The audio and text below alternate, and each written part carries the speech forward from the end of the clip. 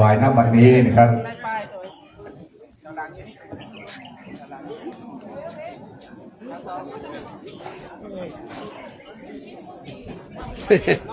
เดี๋ยวแม่มาขวาด้วย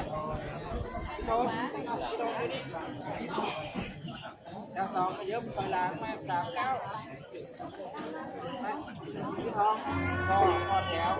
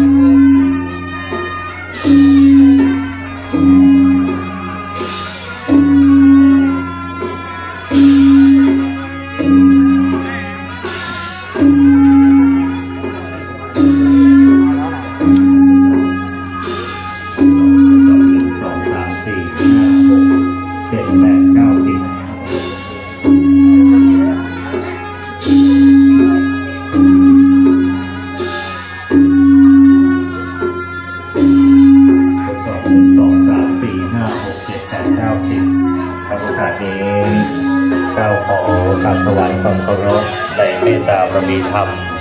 พระเดชพระคุณหลวงพ่อเจ้าคุณพระธรรมเสนาบดีรองเจ้าคณะภาค7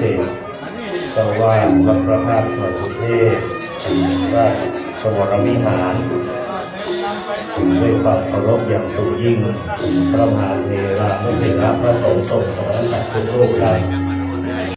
ในโอกาสนี้เพื่อเป็นการเรียนเข้าสู่พิธีเจริญพระพุทธมนต์สมโภชน้ำสงฆ์และผ้าไตรพระราชทานเพื่อถวายเป็นพระราชกุศลแด่พระบาทสมเด็จพระเจ้าอยู่หัว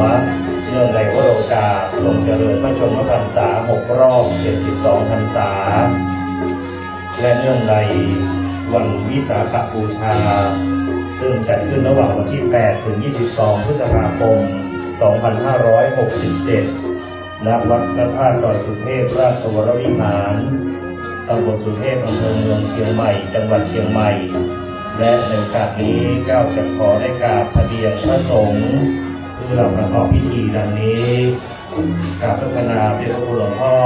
พระเจ้าคุณพระสุวรรณเมธีกราบพัฒนาพระปู่สมเด็จยานารังสี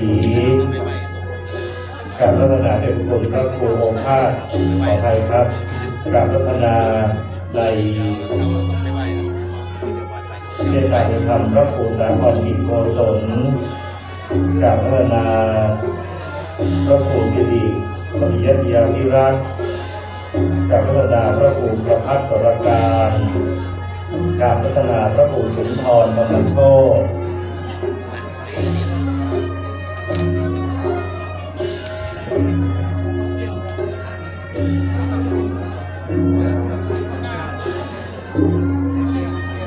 กราบพัฒนาพระครูสุเมธธรรมวงศ์ครับกราบพัฒนาพระครูพุทธสยาวิรัตกราบพัฒนาพระครูถาวรวัฒนโกวิทกราบพัฒนาพระครูกิติปริยัติเยวัฒน์นะครับพระสงฆ์พระมหาเถรานุเถระนะครับที่จะได้เมตตาเป็นสงฆ์ในพิธีเจริญพระพุทธมนต์สมโภชโอ้นี่ไม่วางมันนักกันเนาะไม่วางมาเต็มเลยห้องแต่ว่าห้างขึ้นนะเป็นเจ้าของการพัฒนาพระสงฆ์พระมหาเถรานุเถระพระสงฆ์ทรงสมณศักดิ์ทุกรูปครับสาธุสาธุสาธุสาธุสาธุสาธุสาธุ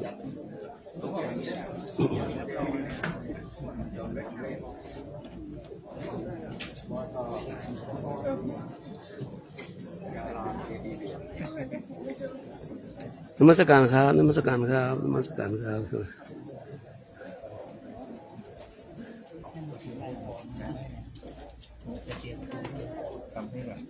ครับซึ่งโอ้วันนี้พัดเต็มหมดเนาะแต่ว่าห้างวันนี้นะครับจะเป็นพิธีในคำรบที่2ของการประกอบพิธีสมโภชน้ำสงฆ์และผ้าไตรพระราชทานซึ่งพระบาทสมเด็จพระเจ้าอยู่หัวทรงพระกรุณาโปรดเกล้าโปรดกระหม่อมนมัสการครับนมัสการพระราชทานน้ำสงฆ์และผ้าไตรพระราชทาน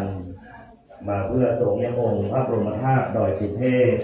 เนื่องในวันสำคัญทางพระพุทธศาสนาวันวิสาขบูชาระหว่างวันที่ 8 ถึง 22 พฤษภาคม 2567 ครับ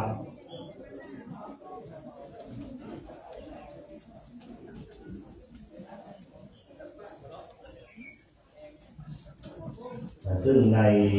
ภาคเช้าที่ผ่านมานะครับได้มีการประกอบพิธีเจริญพระพุทธมนต์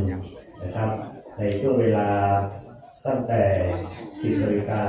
นะครับซึ่งได้ประกอบพิธีเสร็จสิ้นไปในส่วนของภาคเช้าและในภาคเย็นของวันนี้นะครับจะเป็นการประกอบพิธีเจริญพระพุทธมนต์สมโภชน้ำสงฆ์และผ้าไตรพระราชทานนะครับซึ่งได้การพัฒนาคณะสงฆ์จากอำเภอสารพีและอำเภอแม่วางได้เป็นสงฆ์ในการประกอบพิธีเจริญพระพุทธมนต์ในภาคเย็นของวันที่ 10 พฤษภาคม พุทธศักราช 2567 ในวันนี้ด้วยนะครับซึ่งนับว่าเป็นพิธีอันเป็นมงคลอย่างยิ่งและในปีนี้เองเป็นปีมหามงคลที่ประสบนิกรชาวไทยทุกหมู่เหล่านะครับทั้งพุทธจักรและอาณาจักรจะได้แสดงออกซึ่งความจงรักภักดีต่อองค์พระบาทสมเด็จพระเจ้าอยู่หัวที่พระองค์ทรงเจริญพระชนมพรรษา6 รอบ 72 พรรษาในวันที่ 28 กรกฎาคม 2567 นี้ และในการนี้ก็เป็นการถวายเป็นพระราชกุศลแด่พระบาทสมเด็จพระเจ้าอยู่หัวด้วยนะครับและสมเด็จพระนางเจ้าพระบรมราชินีด้วยนะครับฉะนั้นวันนี้ในโลกเมตตาเรามีธรรมพระเดชพระคุณหลวงพ่อพระธรรมเสนาบดีรองเจ้าคณะภาค 7 เจ้าวาดวัดพระธาตุประสุเทพราชวรวิหารเมตตานะครับให้เกิดพิธีอันเป็นมงคลในปีนี้ขึ้นซึ่งเริ่มตั้งแต่วันที่ 8 พฤษภาคม 2567 ที่ผ่านมาวันนี้ถือว่าเป็นตติยวาณวันที่ 3 ของการประกอบพิธีสมโภชน้ำสงฆ์และผ้าไตรพระราชทานครับในแต่ละวันนั้นก็จะได้กราบพัฒนาพระสงฆ์ทรงสมณศักดิ์ในเขตอำเภอต่างๆในจังหวัดเชียงใหม่เมตตาเป็นสงฆ์ในการประกอบพิธีนะครับทั้ง3ช่วงแรกในช่วงเวลา 9:30 นาทีในช่วงที่2ก็จะเป็นช่วงเวลา 16:30 นาทีและในคำรบที่3แห่งพิธีมงคลนั้นก็จะเกิดขึ้นในเวลา 19:30 นาทีซึ่งในช่วงเวลา 19:30 นาทีนั้นจะมีการแสดงพระธรรมเทศนานะครับในทุกๆวันด้วยนะครับฉะนั้นก็ถือว่าเป็นมงคลอย่างยิ่งของพี่น้องพุทธศาสนิกชนพระสงฆ์นิกรชาวจังหวัดเชียงใหม่ที่เราท่านทั้งหลายจะได้มาร่วมประกอบพิธีอันเป็นมงคลเรียกว่าเป็นประเพณีประจำของจังหวัดเชียงใหม่ในการถวายสักการะบูชาองค์พระบรมธาตุประสุเทพซึ่งเราจะจัดขึ้นเป็นประจำทุกๆปีและในทุกๆปีนั้นก็ได้รับพระมหากรุณาธิคุณจากพระบาทสมเด็จพระเจ้าอยู่หัวทรงพระกรุณาโปรดเกล้าโปรดกระหม่อมพระราชทานน้ำสงฆ์และผ้าไตรพระราชทานนะครับมาในการพิธีในวันวิสาขบูชาด้วยนะครับฉะนั้นในวันนี้ท่านพุทธศาสนิกชนทุกท่านที่มาร่วมพิธีนั้นว่าเป็นมงคลอย่างยิ่งที่เราท่านทั้งหลายได้มาร่วมประกอบพิธีในวันนี้นะครับ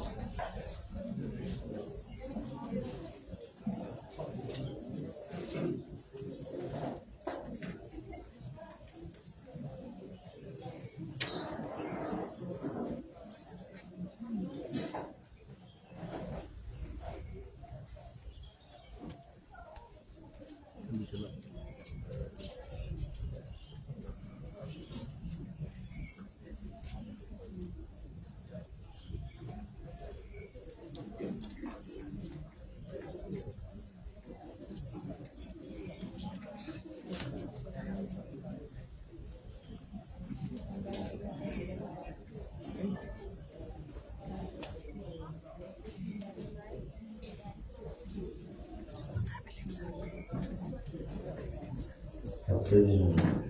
ขณะนี้นะครับท่านประธานพิธีคือท่านประเดชสันติสุขศรีเมืองท่านรองผู้บัญชาการมณฑลทหารบกที่ 33ได้กรุณาเดินทางมาถึงเป็นที่เรียบร้อยจะได้เข้าสู่ขั้นตอนพิธีการนะครับ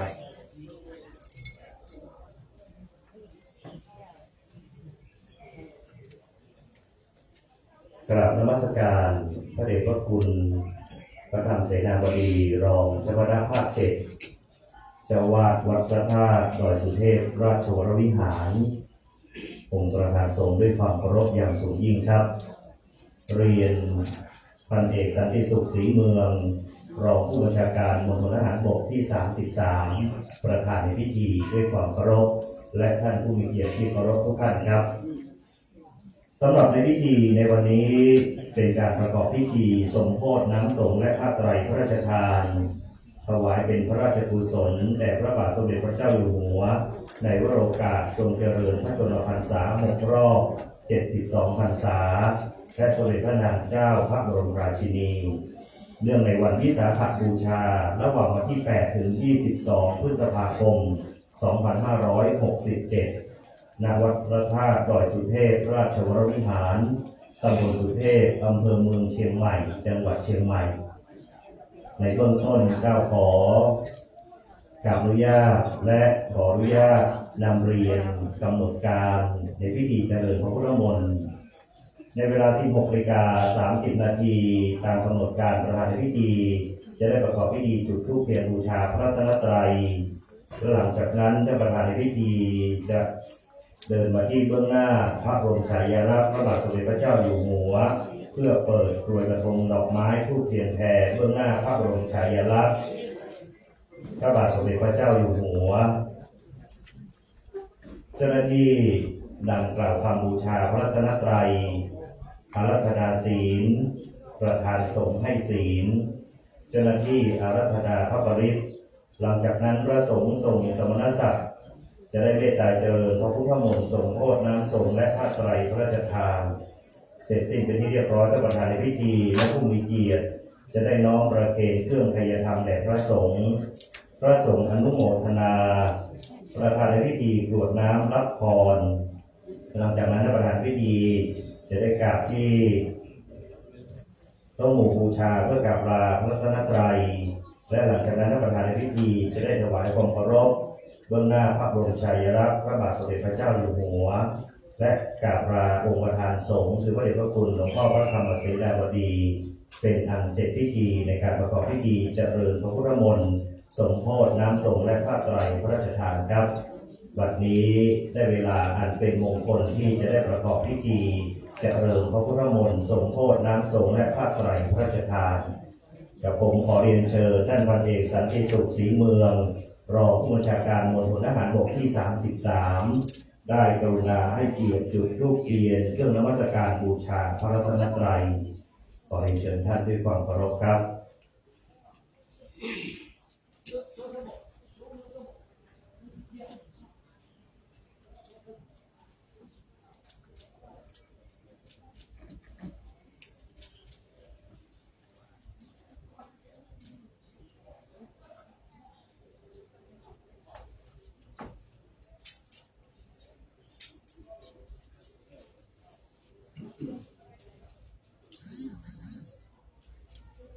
กับและหลังจากที่ท่านประธานพิธีได้กรุณาจุดธูปเทียนเครื่องนมัสการบูชาพระรัตนตรัยเป็นที่เรียบร้อยท่านจะได้กรุณาเดินมาที่เบื้องหน้าพระบรมฉายาลักษณ์พระบาทสมเด็จพระเจ้าอยู่หัวเพื่อเปิดกระทงดอกไม้ธูปเทียนแผ่เรียนเชิญทุกท่านได้กรุณายืนขึ้นครับ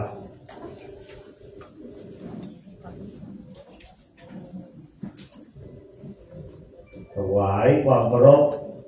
พระบรมฉายาลักษณ์พระบาทสมเด็จพระเจ้าอยู่หัวทั้งหมดตรง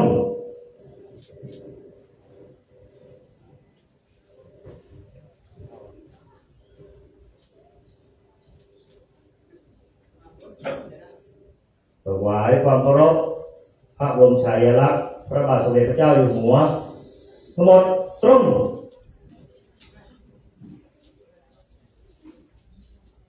เรียนเชิญพระท่านครับที่นั่งรับรองนะครับ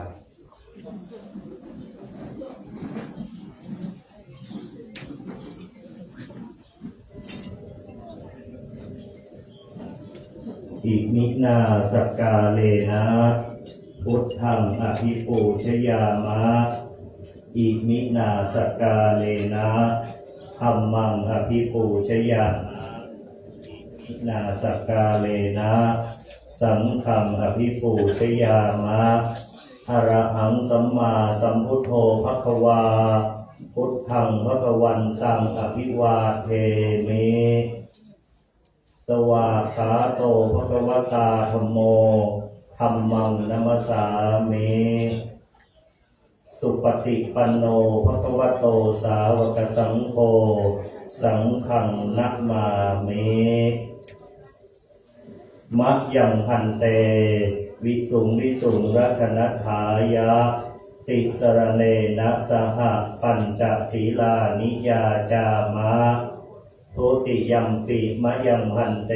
วิสุงรัตนัฏฐายะติสรเนนะสหปัญจศีลานิยาจามะ ตติยัมปิมะยังพันเตวิสุงวิสุงรัตนทายะติสรเนนะสหปัญจศีลานิยาจามะนะโมตัสสะภะคะวะโตอะระหะโตสัมมาสัมพุทธัสสะนะโมตัสสะภะคะวะโตอะระหะโตสัมมาสัมพุทธัสสะนะโมตัสสะภะคะวะโตอะระหะโตสัมมาสัมพุทธัสสะพุทธังสรณังคัจฉามิธัมมังสรณังคัจฉามิสังฆังสรณังคัจฉามิทุติยัมปิพุทธังสรณังคัจฉามิทุติยัมปิธัมมังสรณังคัจฉามิทุติยัมปิสังฆังสรณังคัจฉามิตติยัมปิพุทธังสรณังคัจฉามิตติยัมปิธัมมังสรณังคัจฉามิตติยัมปิสังฆังสรณังคัจฉามิปานาติปาตาเวระมณีสิกขาปะทังสมาธิยามิอะหินนาทานาเวระมณีสิกขาปะทังสมาธิยามิกาเมสุมิจฉาจาราเวระมณีสิกขาปะทังสมาธิยามิมุสาวาทาเวระมณีสิกขาปะทังสมาธิยามิสุราเมรยมัชฌะปมาทัฏฐานาเวระมณีสิกขาปะทังสมาธิยามิ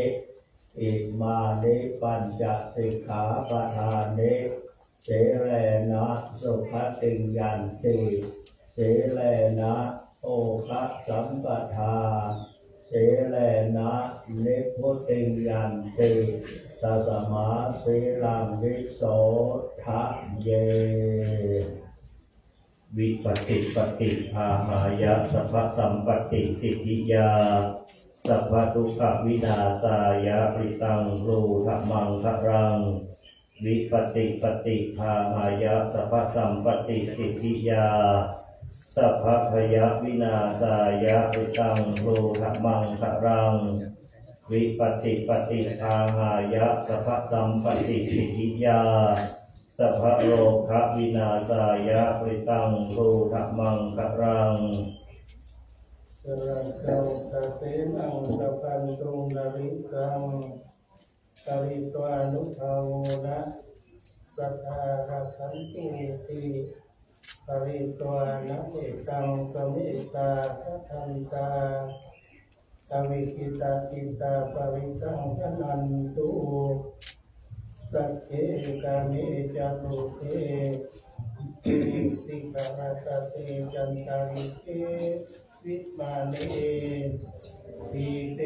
ระเทจะกาเมกาลวนาคาเนเกอวัยมิเกเตภูมาจยันตุเทวาสัพพะทัตตาอิสเมยกากันธมนาคาติขันตาสันติเกยังมุนิวรวัจนังสาธาวเนสุตันตุธรรมสวนาการุอายัมหันตาธรรมสวนาการุอายัมหันตาธรรมสวนาการุอายัมหันตานะโมตัสสะภะคะวะโตอะระหะโตสัมมาสัมพุทธัสสะนะโมตัสสะภะคะวะโตอะระหะโตสัมมาสัมพุทธัสสะนะโมตัสสะภะคะวะโตอะระหะโตสัมมาสัมพุทธัสสะพุทธังสรณังกัจฉามิธัมมังสรณังกัจฉามิสังฆังสรณังกัจฉามิทุติยัมปิพุทธังส รณังกัจฉามิตุติยัมปิธัมมังสรณังกัจฉามิตุติยัมปิสังฆังสรณังกัจฉามิตติยัมปิพุทธังสรณังกัจฉามิตติยัมปิธัมมังสรณังกัจฉามิตติยัมปิสังฆังสรณังกัจฉามิสัมพุทเทอานาวิสัจจทวาดาสัจจสังหัสสะเกปัญจสัตตสังหัสสะนินัมมาเมเสระสะอาหังเตสังธัมมัญจสังฆัญจอัฏฐเรนะนัมมามิหังนัมมะกะลานุภาเวนะหันตุสัพเพอุปัฏฐเวอเนกาอันตรายาปิวินาสันตุอาเสสะโตสัมพุทเทปัญญาสัจจะจตุวิสัตติสหัสสะเกทังสัสสะตังสหัสสะเนนามามิเสราสะอาเตสังธัมมัญจสังฆัญจอัฏฐเรนะนัมมามิหังนัมมะกะลานุภาเวนะหันตุสัพเพอุปัฏฐเวอเนกาอันตรายาปิวินาสันตุอาเสสะโตสัมพุทเทนะวุตตระสัตเตอังกาจตาริสัสสหัสสะเกวิสัตติสัตตาสหัสสะเนนะมามิสิราสะหังเตสังฆัมมัจจสังฆัญจอัฏฐเรนะนัมมามิหังนัมมะกะลานุภาเวนะหันตุสัพเพอุปัฏฐเวอเนกาอันตรายาปิเวนะสันตุอาเสสะโต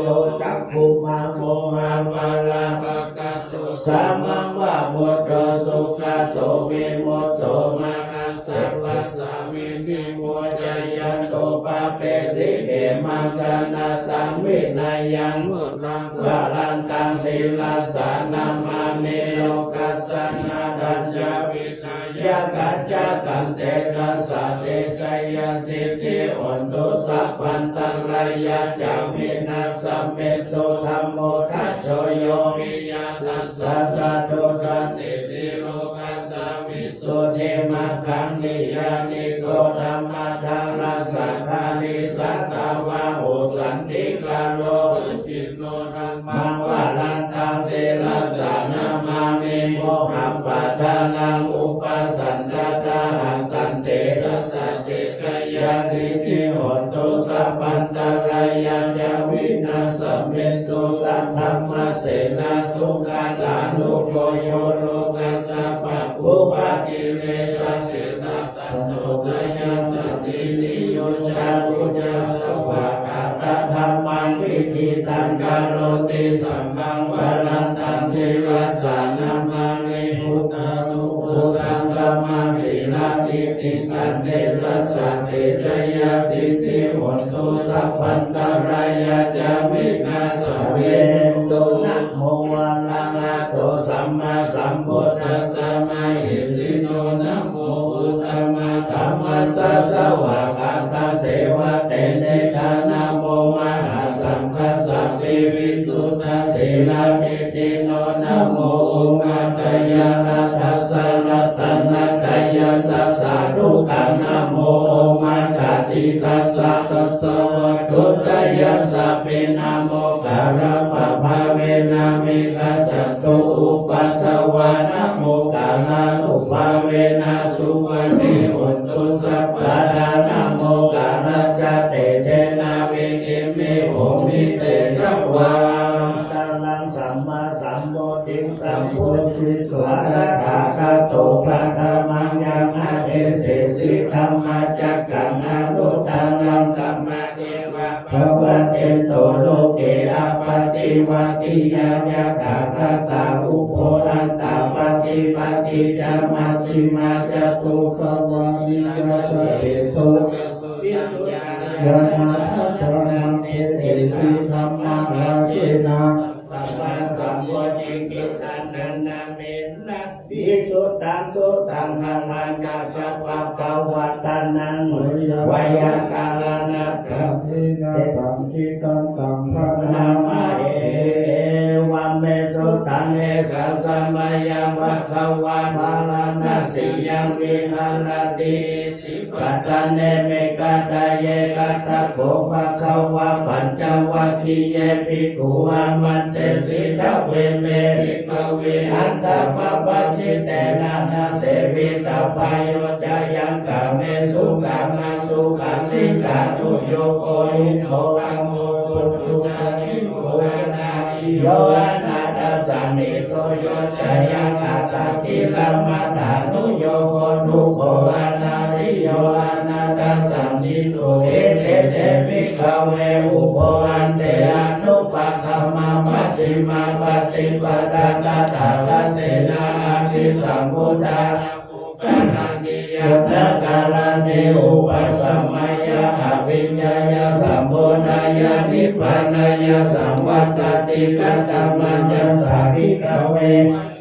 ปฏิปันดากัตถาคเตนะอภิสัมพุทธาจัมภุคารณียานาการณีอุปสัมมายะอภิญญายะสัมโพธายะนิพพานายะสัมวัตติอายัมเมวะอริโยอัตถิโกมังโกไตยะอิทังสัมมาทิฏฐิสัมมาสังกัปโปสัมมาวาจาสัมมากัมมันโตสัมมาอาชีโวสัมมาวายามโมสัมมาสติสัมมาสมาธิอายังโอสาภิกขเวมัชฌิมาปฏิปทาตถาคเตนะอภิสัมพุทธาจักขุการณียานาการณีอุปสัมมายะอภิญญายะสัมโพธายะนิพพานายะสัมวัตติวินังโอปันนาภิกขเวทุกขานาริยสัจจังชาติปิทุกขาชราปิทุกขามรณะปิทุกขาโสกัสสะเลเทวะทุกขาโท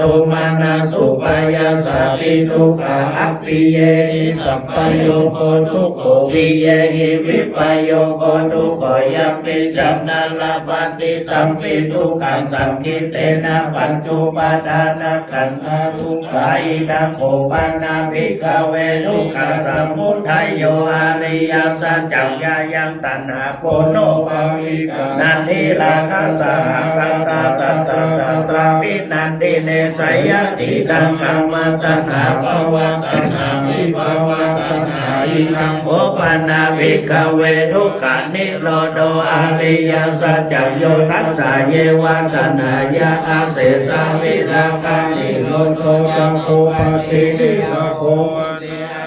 นาลายโยอิทังโอปันนาภิกขเวทุปานิโรธคามิเนปฏิปทาอริยสัจจังอายัมเมวะอริโยอัตถิโกมัโอสยติตังสัมมาทิฏฐิสัมมาสังกัปโปสัมมาวาจาสัมมากัมมันโตสัมมาอาชีโวสัมมาวายามโมสัมมาสติสัมมาสมาธิอิทังทุกขังอริยสัจจังทิเมภิกขเวปุเพอานันโนสุเตสุขัมเมสุจักขุโอตปาทิญาณังโอตปาทิปัญญาโอตปาทิวิชาโอตปาทิอานุโกโอตปาทิอัมโภวานิทังทุกขังอริยสัจจังปริญญายันติเมภิกขเวปุเพอานันโนสุเตสุขัมเมสุจักขุโอตปาทิญาณังโอตปาทิปัญญาโอตปาทิวิชาโอตปาทิอานุโก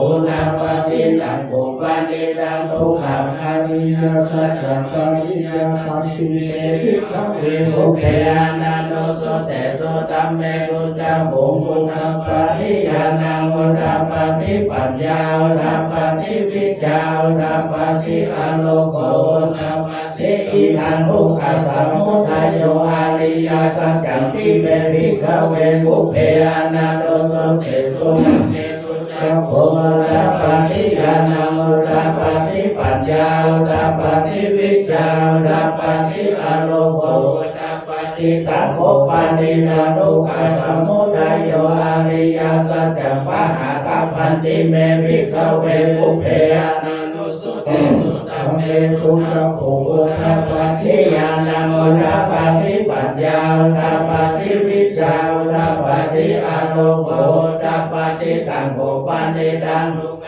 สมุทัยโยอริยสัจจังปะหินันติเมภิกขเวมุเพอนันโตสุเตสุตัมเมสุจักขุอุทธัปปฏิญาณังอุทธัปปฏิปัญญาอุทธัปปฏิวิชาอุทธัปปฏิอาโลโกอุทธัปปฏิอิตังทุกขมิโลโตอริยสัจจังติเมภิกขเวมุเพอนันโตสุเตสุตัมเมสุจักขุอุทธัปปฏิญาณังอุทธัปปฏิปัญญาอุทธัปปฏิวิชาอุทธัปปฏิอาโลโกอุทธัปปฏิตังโภปานิตังทุกขมิโลโตอริยสัจจังสันติกาตังขันติเมภิกขเวมุเพอนันโตสุเตสุตัมเมสุจักขุอุทธัปปฏิญาณังอุทธัปปฏิปัญญาอุทธัปปฏิวิชาอุทธัปปฏิอาโลโกอุทธัปปฏิตังโภปานิตังทุกขมิโลโตอริยสัจจังสันติกาตันติเมภิกขเวมุเพอนันโตสุเตสุตัมเมสุจักขุอุทธัปปฏิญาณังอุทธัปปฏิปัญญาอุทธัปปฏิวิชาอุทธัปปฏิอาโลโกอุทธัปปฏิอิทังทุกขานิโรธคามินิปฏิปทานิยสัจจังติเมภิกขเวมุเพอนันโตสุเตสุตัมเมสุจักขุอุทธัปปฏิญาณังอุทธัปปฏิปัญญาอุทธัปปฏิวิชาอุทธัปปฏิอาโลโกอุทธัปปฏิตังโภปานิตังทุกขานิโรธคามินิปฏิปทาอริยสัจจังภาเวตัปปันติเมภิกขเวมุเพอนันโตสุเตสุตัมเมสุจักขุอุทธัปปฏิญาณังอุทธัปปฏิปัญญาอุทธัปปฏิวิชาอุทธัปปฏิอาโลโกอุทธัปปฏิตังโภปานิตังทุกขามิโลธคามินิปฏิปทาอริยสัจจังภาวิตัมปิเม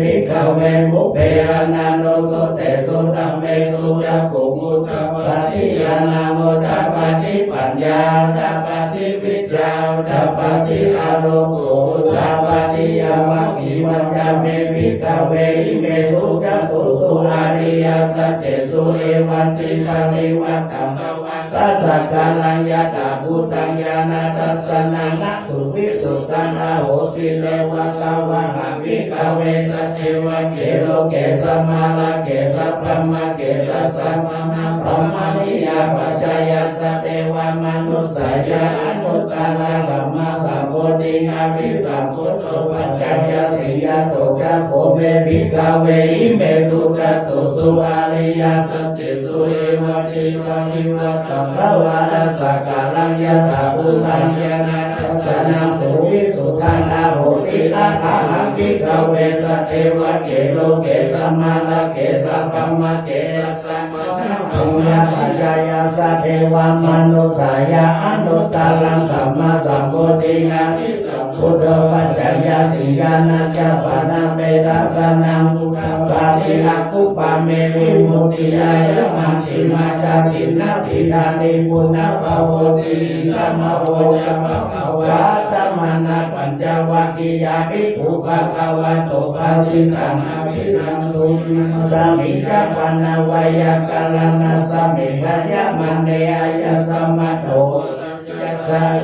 พระมิตามลังธัมมาจักโกโมทัปปฏิยังอิทิสมุทัยธัมมังสัพพันตังนิโรธธัมมันติปวัตติเตจะปะภวะธัมมัจจะภิกขุมาเทวาสัตตมนุสสาเวสุเอตัมภะคะวะตาบาลานัสสิยังอิสิปัตตเนนิคัตเยอนุตตรังธัมมัจจกังปวัตติตังอภัตติวัคคียสามะเนนะวะพมะเนนะวะเทเวนะวะมาเลนะวะภะคุนะวะเก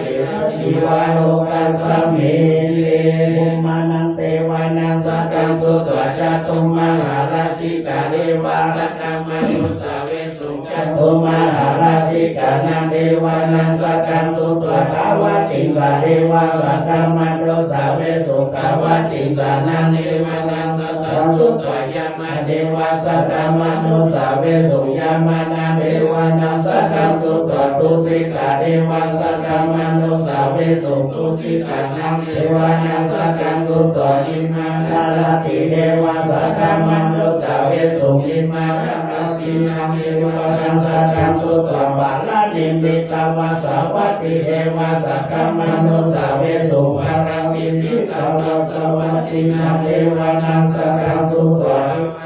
อิกาเทวาสักกามนุสาเวสุเอตัมภะคะวะตาปาราณสียาอิสิปัตตเนมิกัตตาเยอนุตตาลังธัมมัจจกัมปวัตติสหปฏิวัติยาสัมมาเทนะวะธรรมเทนะวะเทเวนะวะมาเลนะวะธรรมุนะวะเยนะจิวาโลกัสสมิ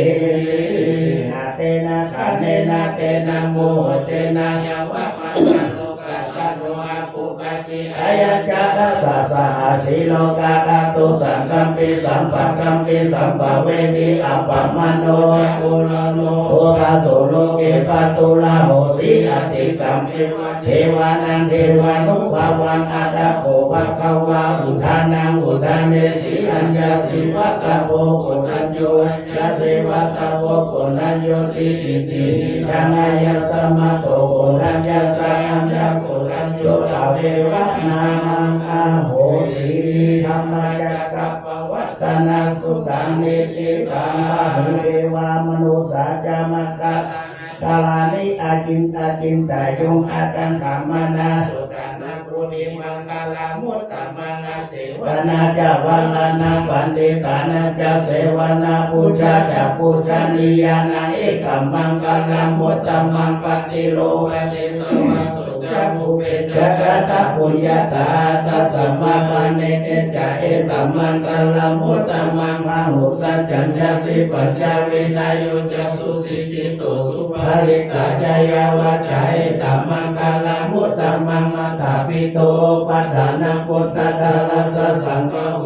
นะโกราชกัมมันตาเอตัมมังกาลามุตตมังทานัญจกัมมัจจาริยาจายาตกานัญจสังฆโหอนาวาจานิกัมมันนิเอตัมมังกาลามุตตมังอาลาติเวลาติปัปปะกัปปนาจะสัญญโมกัมมันโนจะธัมเมสุเอตัมมังกาลามุตตมังคาลาโมจานิวัตโตจะสันตุติจักตัญญูตากาเลนะธัมมาสวานังอิตัมมังกาลามุตตมังขันติจะโสวาจาสัตถะสัมมานานังจะรัสนังกาเลนะธัมมาสักกัจฉาเอตัมมังกาลามุตตมังคัมโพชัพพมัจจาริยาจาริยาสัจจานาทัสสะนังนิพพานัสสสิเกริยาจาเอตัมมังกาลามุตตมังพุทธัสสะโลกัมธัมเมจิตังยัสสนากัมปติอาโสกังวิราสังเขมาเอตัมมังกาลามุตตมังเอตาทิสานิกตัวนาสัพพะตมาปาราสิตาสัพพะตโสติฆาสันติตันเตสังมังกาลามุตตมันติมหามังกาลสุตตายานิดาภูตานิสัมมาคตานิภูมานิวายานิวาอันตาลิเกสเตวะพุทธสุมาณะภวันตุอาตุปิสักกัจจสุนันตุปัสสิตานัสสัมมาหิพุทธานิสเมนะสเป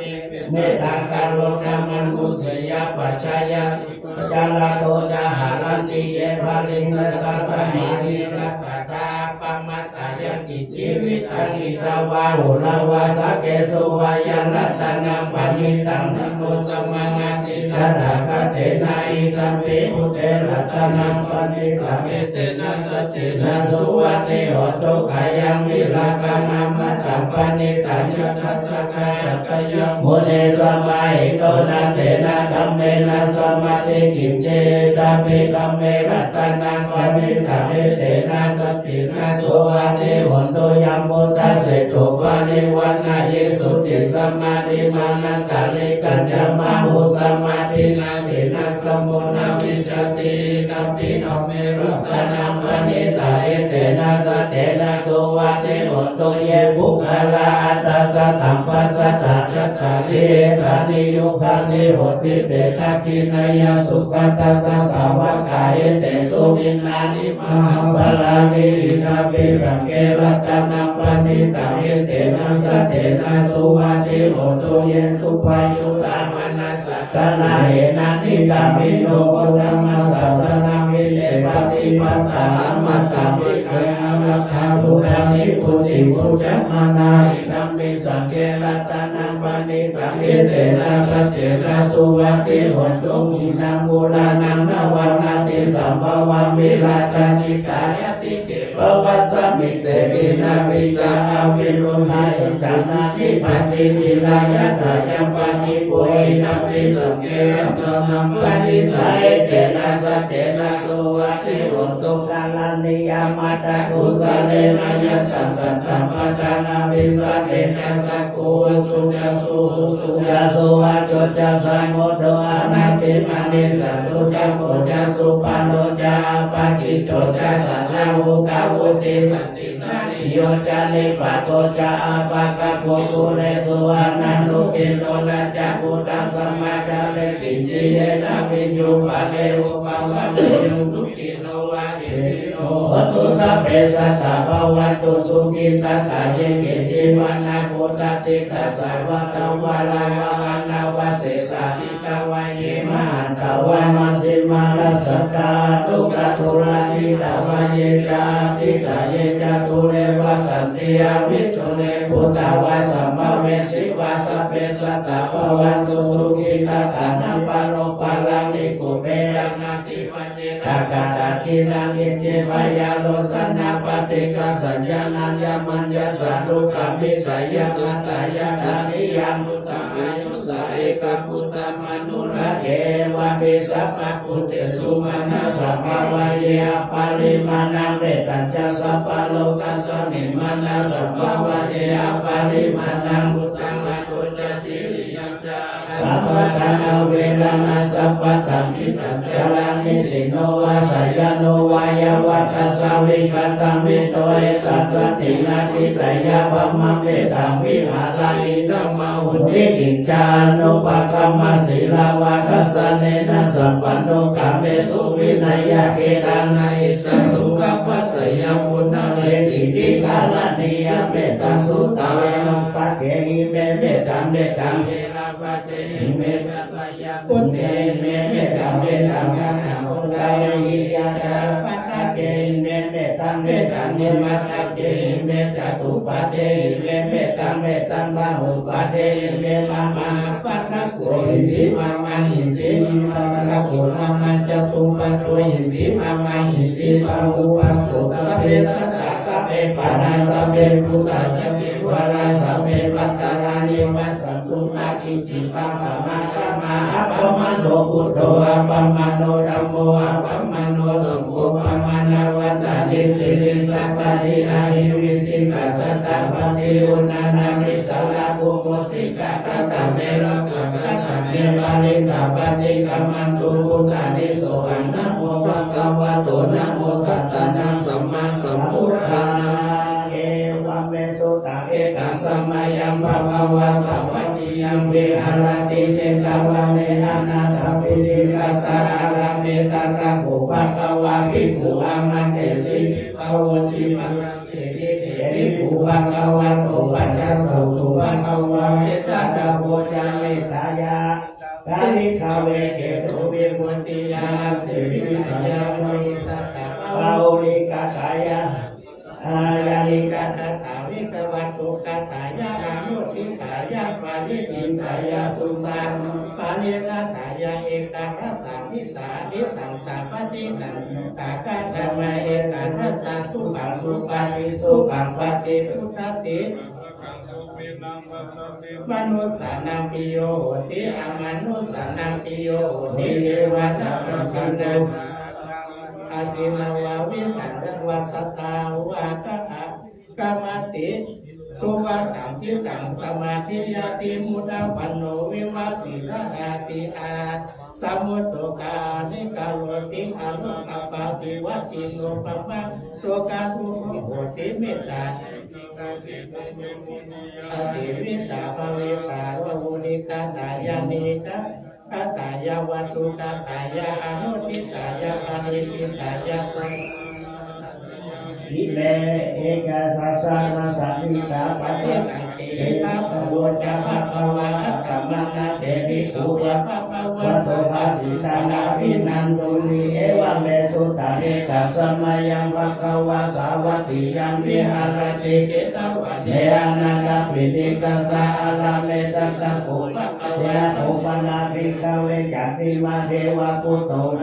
เวลาอสุรินเทนะข้าหิโกโหติอัตตะโกจันติมาเทวะปุตโตภคันตังอนุสารัมโนทายะเสสาอิมังคาถาคาภาสินัมเมโทเมนะโมติพุทธิวิเวลาสามิมุตตะสุติสัพพะติสัพพะระปฏิปันโนสัมมิตัสสะเนสัพพะติทัพพะปุพะภวะตะนิมันเทวะพุทธังอารัมตะบุคาสุริตังสายะพระราชาตาลาอันตันตันติมาสัพนังกะโตกะมุจันตังกัมจันตะพังพุทธอาราธโม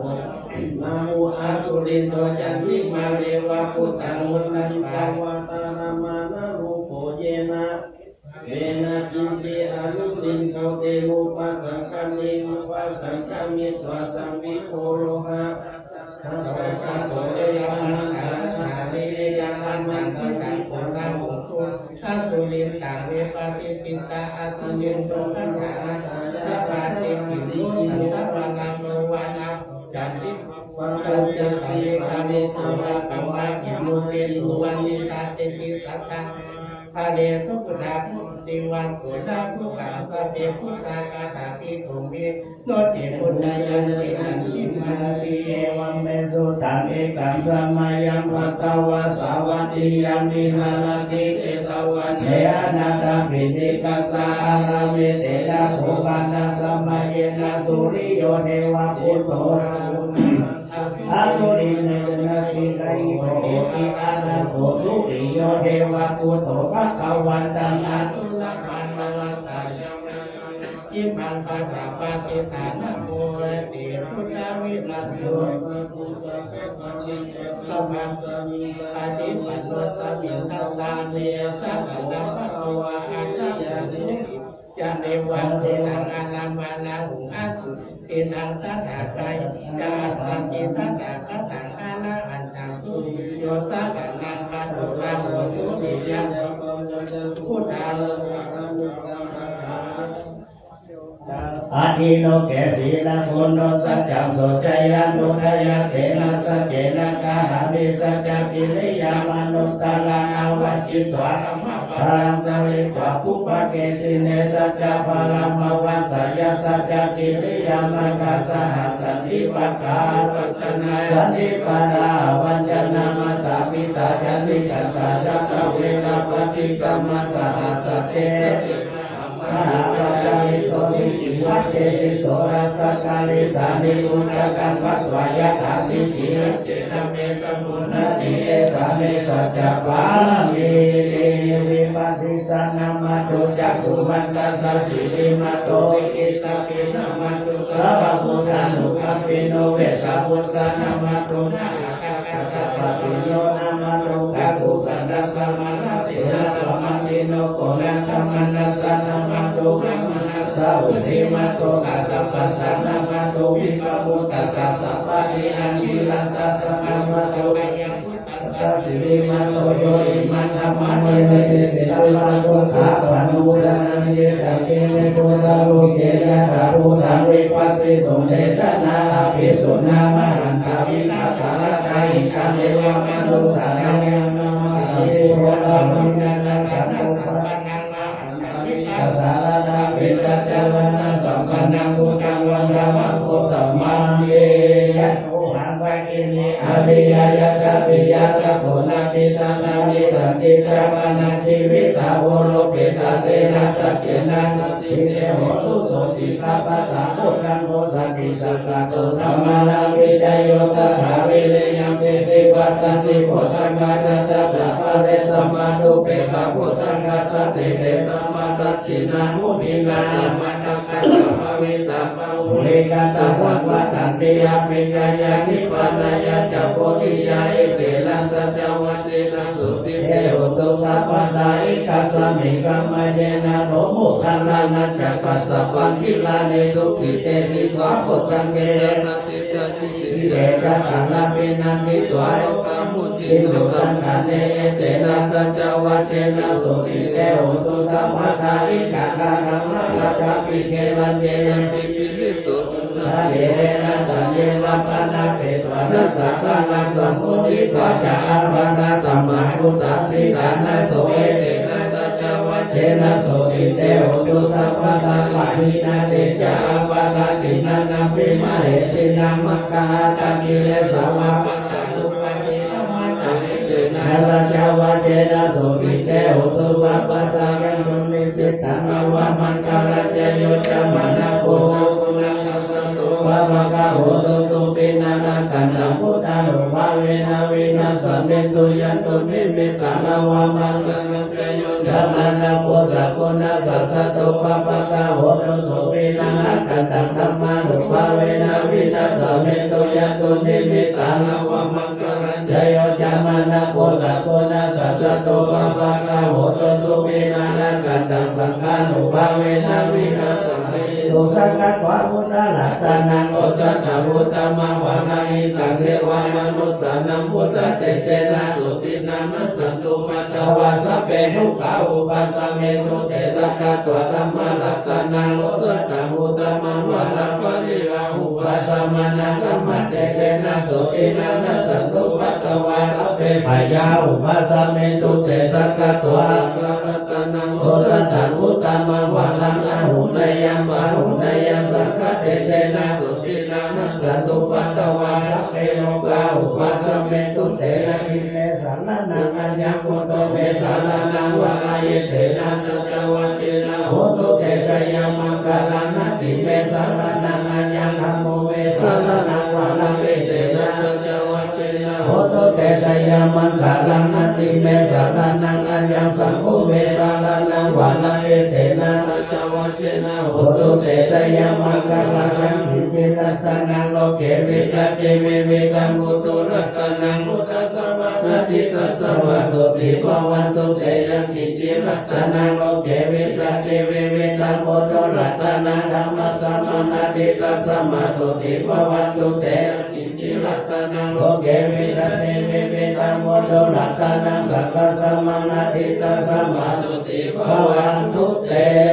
มหาวาชิลาลังการันโนทยานันธรรมะขันติโยมหาปุญโยมหาเตโชขันติเมตตาทิคัมมิโกสัมสุขังนามาโกอัปโกสาสนาสุปะธรรมะโกไทยานันทังสายาทายาการัญญานิปังภูปะเตปิภูสาสังนาคิเยสุสัมปันนาติวิเศษโตอุปะธรรมติเตสัญจปฏิคัตตาชักสิขานังทิเตนะสาธุคารายานะเทสัจฉันทะกาลิโนกาเลติวุฒิภาวายาลัทธัสสะจะปัจจายาจะอิเตนะสัมภาราเยนัสสังหิตังปาราสุเจตัสสะตะโตวะใคร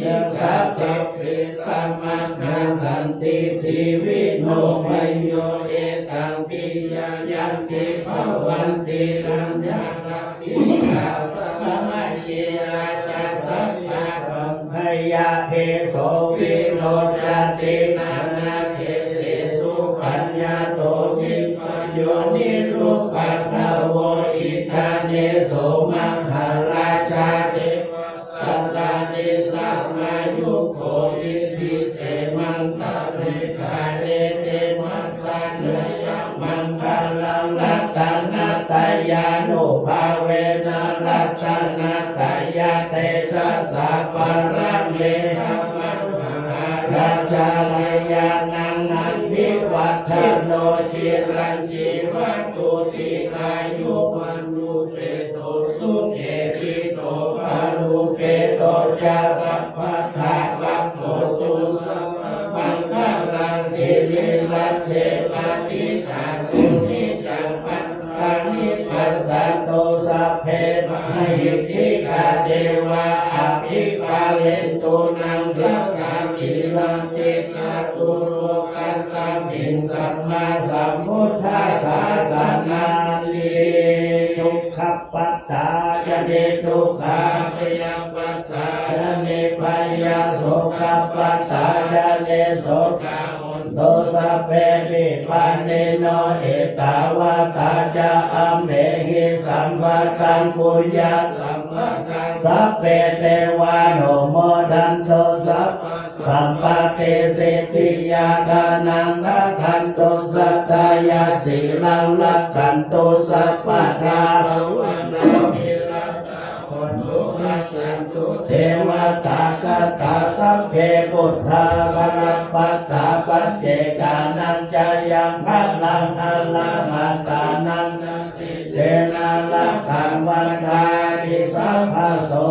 บาหุสังกัสสะมาเตเนมิตัสสะวดันตังกิเมกาลังโอติตะโกรัสสะเสนามาลังธานาติกัมมาเวเทนาสิตวามุนิโตตันเตสะสาวาวะโตเตชยมังคลานิมาลาติเลกัมมาวิโยสิตัสสะวรติโกลัมปันนาลาวะกัมมะกัมมะตาตายะขันขันติสุขันตวิตินาสิตวามุนิโตตันเตสะสาวาวะโตเตชยมังคลานิมาลาติกัลวังอาเตกัจจมุตังลวะคิจักขมัสสนิวะสุตาโนนันตังเมตังผู้เสกาเวเจนะสิตวามุนิโตตันเตสะสาวาวะโตเตชยมังคลานิอุกิตัสสะกัมมัตินัตตสุตาโนนันตังภาวันติโยสันนัปปะตังคุริมาลาวันตังอิติปิสังฆตมโนโมเนโตตันเตสะสาวาวะโตเตชยมังคลานิคัตตัวนันตตมุตตลานิวะกัมมินิยยิจยาโตตาวัจจานังกายกายมัสเสสันเตนะโสมาวิตินาจิตตวามุนิโตตันเตสะสาวาวะโตเตชยมังคลานิสัจจังวิหายามาสิสัจจกวัฏเกตุวัฏวิโลตัมปนาติอันตพุตังปัญญาปฏิปัสสาริโตจิตตวามุนิโตตันเตสะสาวาวะโตเตชยมังนินันโทปันนันตาบุจกังวิพุตตังมาหิติมุตเตนะเตระบุสเกนะธรรมะยัตตุเอโรปะเตสะเวเดนะสิตวามุนิโตตันเตสะสาวาวะโตเตชยมังคลานิทุกขาทิเปมุสเกนะสุตตะตัมมังมังวิสุเตสุเตเมเตภะกาปิตานายานะเตนะเวเดนะสิตวามุนิโตตันเตสะสาวาวะโตเตชยมังคลานิขันหักัลโลนิโกสัพพะปานินังโภเรทวะปาลัมเมสัพพะปัตโตสัมโพธิมุตตมังเอเตนะสัจจวัจเจนะโหตุเตชยมังคลาสัจยันโตโพธิยามูเลสักกายานังนันทิวัตโนเอวันโนมุจโยหิสยาสุสยมังคะเลอปัลลาจิตปัลลังเกสิเสนาวิปุคเลอภิเสเกสัพพะมุตตนาสัพพะโตปันโมตติสุนัขตัสสุมังคลาสุปปะตัสสุทิตัสสุขันโนสุโมโตจะสุเยธรรมมัจจาเนสุปัฏฐกินังกายกัมมังวาจากัมมังปัฏฐกินังปัฏฐกินังมโนกัมมังปันนิทิเตปัฏฐกินังปัฏฐกินังตัวนังลาปันตเถปัฏฐกิเนภวตุสัพพมังคลังลักขันตุสัพพเทวตาสัพพพุทธานุภาเวนัสสะดาโสติภวันตุเตภวัตุสัพพมังคลังลักขันตุสัพพเทวตาสัพพธัมมานุภาเวนัสสะดาโสติภวันตุเตภวัตุสัพพมังคลังลักขันตุสัพพเทวตาสัพพสังฆานุภาเวนัสสะดาโสติภวันตุเตในวันนี้พระสงฆ์ทรงสมณศักดิ์นั้นได้ในการเจริญพุทธมนต์สมโภชน้ำสมและผ้าไตรพระราชทานเสร็จสิ้นเป็นที่เรียบร้อย ในลำดับต่อไปนะครับจะได้เรียนเชิญท่านประธานพิธีและท่านผู้มีเกียรติตลอดจนพุทธศาสนิกชนได้น้อมถวายจตุปัจจัยทายธรรมแด่พระสงฆ์ทรงสมณศักดิ์ในเบื้องต้นนั้นท่านประธานในพิธีจะได้กรุณาน้อมถวายพระคุณเจ้าองค์ประธานสงฆ์ตั้งแต่รูปที่1จนถึงรูปที่6นะครับและหลังจากนั้นผมจะได้เรียนเชิญท่านผู้มีเกียรติมีรายนามนะครับได้น้อมถวายตั้งแต่รูปที่7ถึงรูปที่11และหลังจากนั้นจะได้เรียนเชิญพุทธศาสนิกชนที่นั่งอยู่เบื้องหน้าพระสงฆ์หมู่ใหญ่นะครับแถวแรกทั้งหมดนะครับได้เข้าถวายจตุปัจจัยทายธรรมแด่พระสงฆ์นะครับแบบนี้พอแล้วที่จะได้น้อมประเคนจตุปัจจัยทายธรรมแด่พระสงฆ์โอกาสนี้กระผมขอเรียนเชิญท่านพันเอกสันติสุขศรีเมืองท่านรองผู้บัญชาการมณฑลทหารบกที่33ได้น้อมประเคนพระคุณเจ้าองค์ที่1จนถึงลำดับที่6ขอเรียนเชิญท่านด้วยความเคารพครับ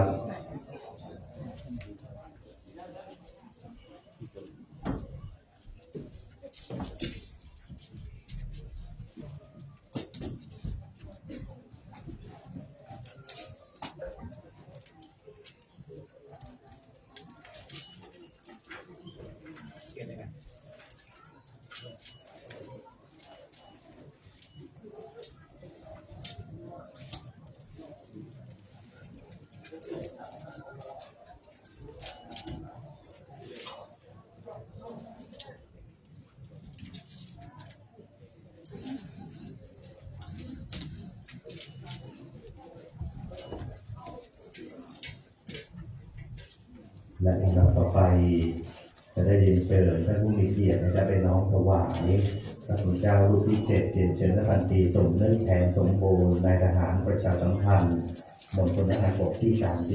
33ถวายประเคนพระคุณเจ้ารูปที่7ประเคนพระคุณเจ้ารูปที่8เรียนเชิญสิบเอกอำนวยประมีแจ้ผู้อำนวยการกลุ่มอำนวยการราชการ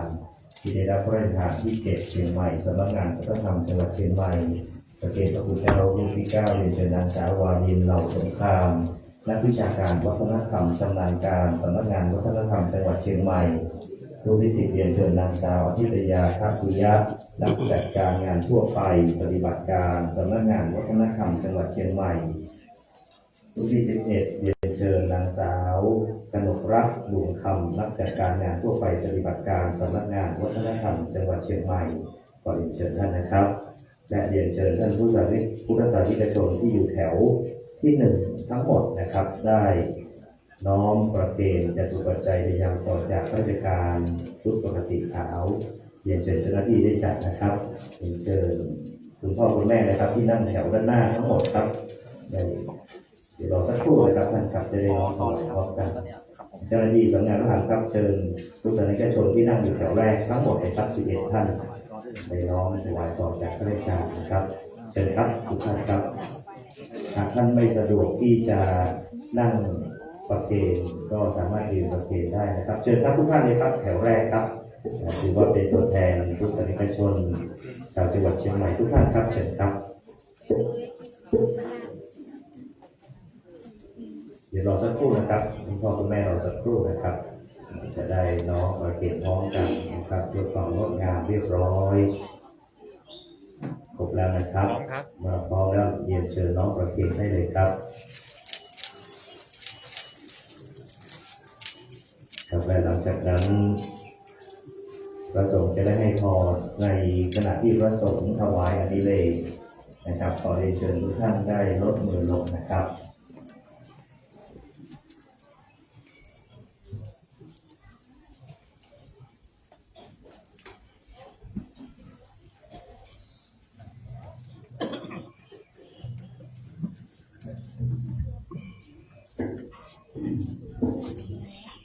ยะถาวาริวหาปุราปริปุเรนติสาครังเอวะเมวะอิโตทินังเปตานังอุปกปติอิชิตังปฏิตังตุมหังกิปะเมวะสมิจจตุสัพเพปุเรนตุสังกปาจันโทปนรโสยะถามะนิโชติละโสยะถา ติโยเววัชันโตสัพพะโรโควินาศตุมาเตภวัตวันตรายโยสุขิเตกายโยโกภวสัพเพติโยวิวัชันโตสัพพะโรโควินาศตุมาเตภวัตวันตรายโยสุขิเตกายโยโกภวสัพเพโยวิวัชันโตสัพพะโรโควินาศตุมาเตภวัตวันตรายโยสุขิเตกายโยโกภวะอภิวาทนาสิเลสเนจังปัจจายโนจัตตารโอธรรมาวัฏันติยุวันโนสุขังภาลังโสอัตถลาโทสุขิโตวิรุณโหพุทธัสสะสันเนอโรโคสุขิโตโหหิสหัสเตหิยาเตปิโสอัตถรัตโตสุขิโตวิรุณโหพุทธัสสะสันเนอโลโคสุขิโตหิสหัสเต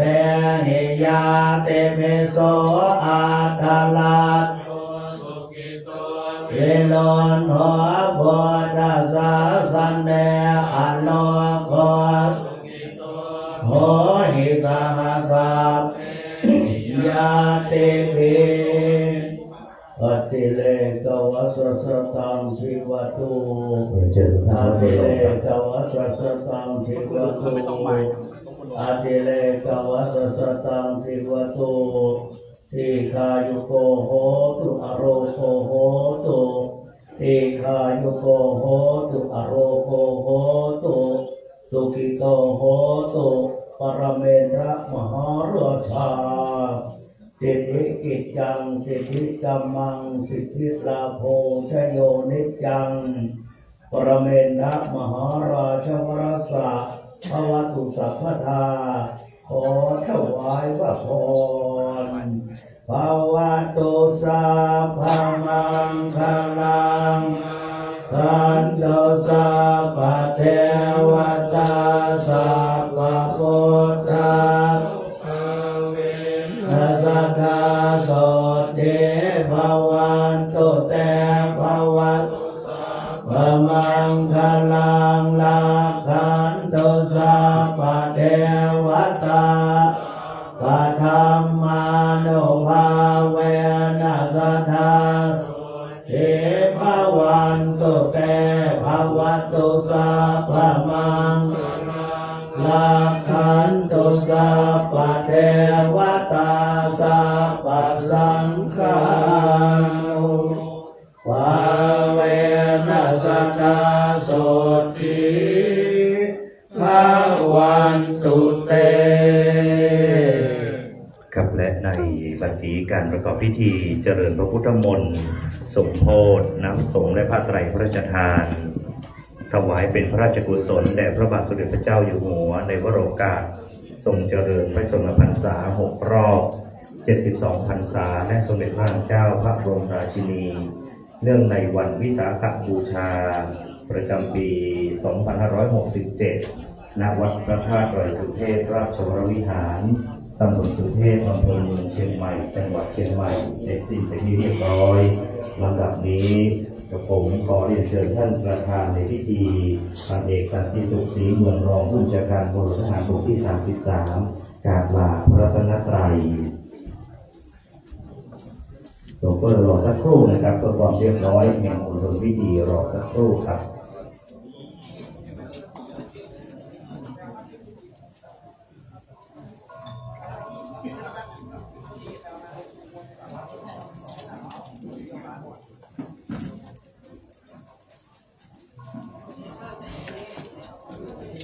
จากนั้นผู้ประธานพิ พิธีจะเดินมาที่ต้นหน้าพระบรมฉายาลักษณ์ถวายความเคารพเชิญท่านดีขึ้นครับถวายความเคารพพระบรมฉายาลักษณ์พระบาทสมเด็จพระเจ้าอยู่หัวทั้งหมดตรงจากแต่หลังจากนั้นเรียนเชิญท่านประธานในพิธีได้กราบลาพระเดชพระคุณหลวงพ่อพระธรรมเสนาบดีรองเจ้าคณะภาค 7เจ้าอาวาสวัดพระธาตุดอยสุเทพราชวรวิหารเป็นลำดับครับ